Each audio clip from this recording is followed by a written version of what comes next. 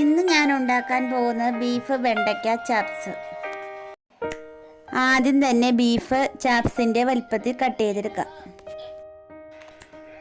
അതിനുശേഷം വൃത്തിയായി കഴുകിയെടുക്കുക. കഴുകിയെടുത്തതിന് ശേഷം ഇഞ്ചി, പച്ചമുളക്, വെളുത്തുള്ളി, സബോള, കറിവേപ്പില, മഞ്ഞൾപ്പൊടി, മുളക് പൊടി, മല്ലിപ്പൊടി, ഗരം മസാല, കുരുമുളക് പൊടി, ഉപ്പ് ഇവയെല്ലാം കൂടി തിരുമ്മി 10 മിനിറ്റ് വെക്കുക.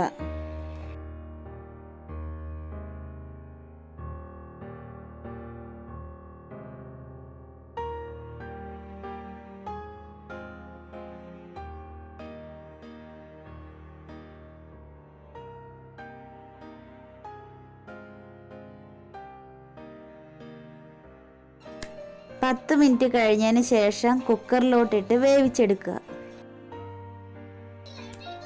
ബീഫ് വെന്തതിന് ശേഷം ഫ്രൈ ആക്കാം.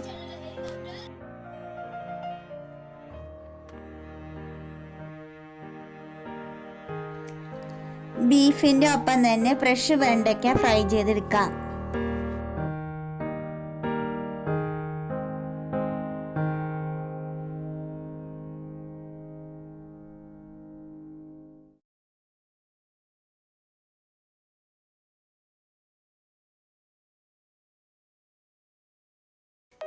ബീഫും വെണ്ടയ്ക്കയും ഫ്രൈ ആയതിനു ശേഷം ഒരു പാത്രത്തിലോട്ട് കോരി മാറ്റുക.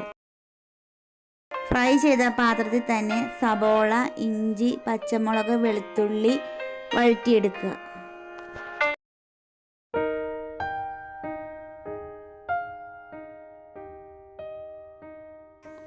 സബോള വഴന്നു കഴിയുമ്പോൾ മല്ലിപ്പൊടി, മുളക് പൊടി, കുരുമുളക് പൊടി, മഞ്ഞൾപ്പൊടി, ഗരം മസാല എല്ലാം കൂടി ഇട്ട് ചെറുതായി മൊരിയിച്ചെടുക്കാം.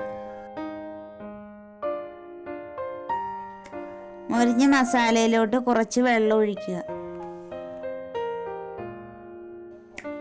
വെള്ളം ഒഴിച്ച് തിളച്ച് കഴിയുമ്പോൾ ഫ്രൈ ചെയ്ത വെണ്ടയ്ക്കയും ബീഫും മസാലയിലോട്ടിടാം.